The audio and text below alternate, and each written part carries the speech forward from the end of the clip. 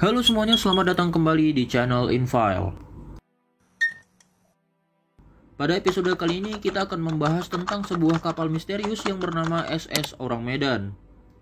SS Orang Medan dikatakan adalah sebuah kapal kargo milik pemerintah Belanda yang terakhir diketahui berlayar dan akhirnya tenggelam di perairan Selat Malaka pada tahun 1948 setelah seluruh krunya tewas tanpa sebab yang diketahui.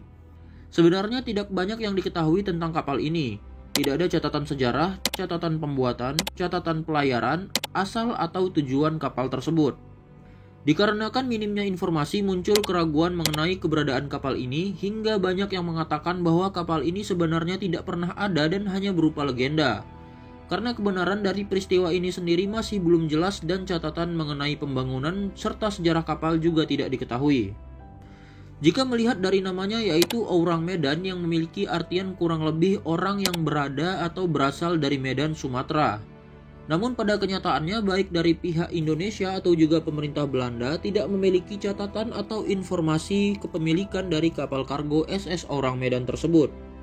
Cerita dan insiden SS Orang Medan pertama kali diketahui dari publikasi yang dilakukan oleh United States Coast Guard atau Pengamanan Laut Amerika Serikat melalui Proceeding of the Merchant Marine Council pada tahun 1952. Dikatakan kapal ini sedang berlayar menuju Costa Rica dengan berhasil menghindari para aparat laut. Namun setelah itu tidak ada kabar lagi, bahkan dikabarkan juga bahwa sebutan Orang Medan mungkin hanya kedok untuk menyembunyikan nama kapal yang asli. Pada tahun 1948, dua kapal Amerika yang bernama City of Baltimore dan Silver Star sedang berada di perairan di Selat Malaka bersama dengan beberapa kapal lainnya yang juga berada di wilayah yang berdekatan. Kapal-kapal ini mendapatkan sinyal dari sebuah kapal kargo asing. Tentunya di tahun 1948 belum ada alat komunikasi secanggih seperti sekarang. Maka untuk berkomunikasi dengan daratan atau dengan kapal lain di sekitarnya digunakan suatu peralatan yang dapat menerjemahkan ketukan menjadi bahasa sandi atau biasa disebut dengan istilah sandi Morse. Tidak hanya kapal-kapal yang berada di laut, bahkan sinyal Morse itu juga dapat ditangkap oleh pos pantau milik Belanda dan Inggris di sekitar Selat Malaka. Sinyal tersebut merupakan sebuah pesan SOS yang mengatakan, "SOS dari Orang Medan, kami mengapung. Semua perwira termasuk kapten meninggal. Mungkin kini seluruh kru meninggal." Begitulah bunyi pesan dari SS Orang Medan. Setelah pesan tersebut diterima, muncul pesan terakhir dari sang pengirim yang mengaku berada di SS Orang Medan dengan bunyi, "Aku mati." Setelah itu tidak ada pesan lanjutan lagi. Sesaat setelah menerima sinyal SOS tersebut, satu kapal milik Amerika Serikat yang paling dekat dengan lokasi Orang Medan yaitu Silver Star segera menuju tempat di mana kapal tersebut berada.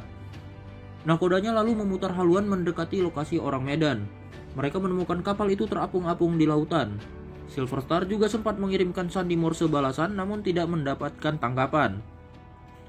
Setelah terlihat, kapten kapal Silver Star juga segera membentuk tim khusus untuk memberikan bantuan. Mereka menurunkan sekoci dan mendekati kapal Orang Medan yang terlihat sudah sunyi sepi.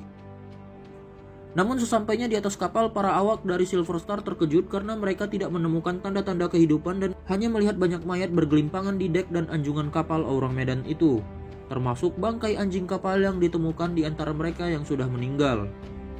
Bahkan menurut kru Silver Star, mayat-mayat tersebut terlihat seperti sedang ketakutan, kulitnya pucat, gigi rapat namun kedua bibirnya terbuka.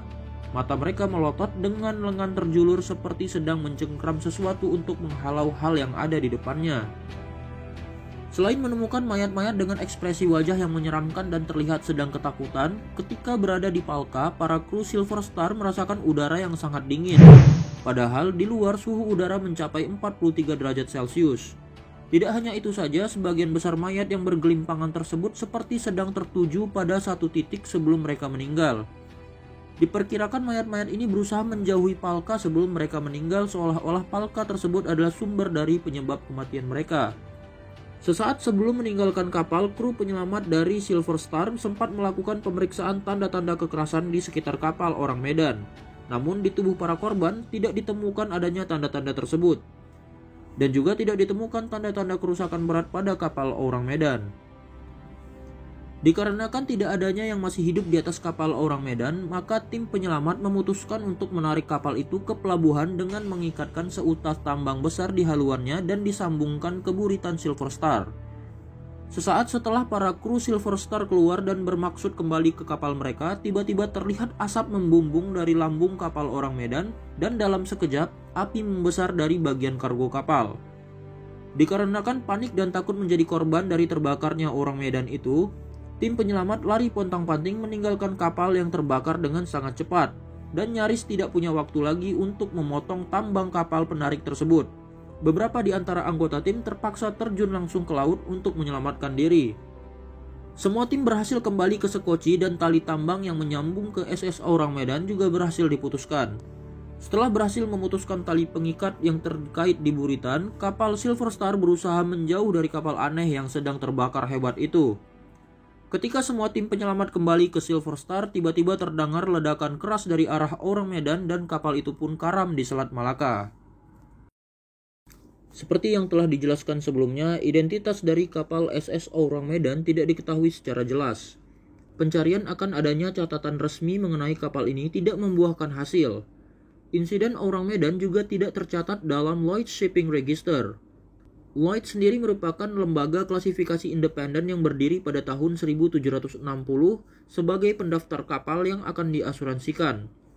Lembaga ini juga menerbitkan rangkuman tentang pembuatan kapal, armada, hingga kecelakaan laut. Seorang penulis yang bernama Roy Bainton melakukan investigasi untuk menguak misteri kapal aneh ini.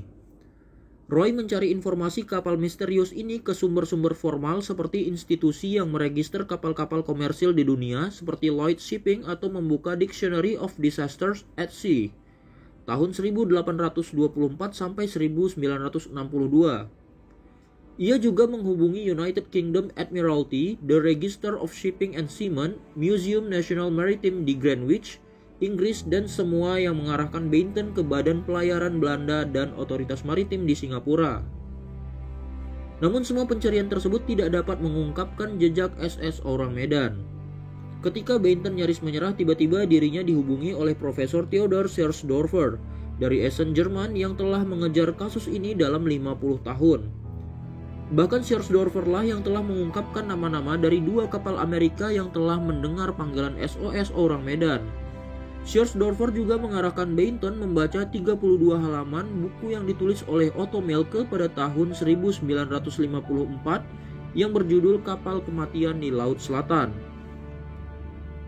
Sersdorfer lah yang juga mengarahkan Bainton untuk membaca buku 32 halaman yang ditulis oleh Otto Mielke pada tahun 1954 yang berjudul Kapal Kematian di Laut Selatan.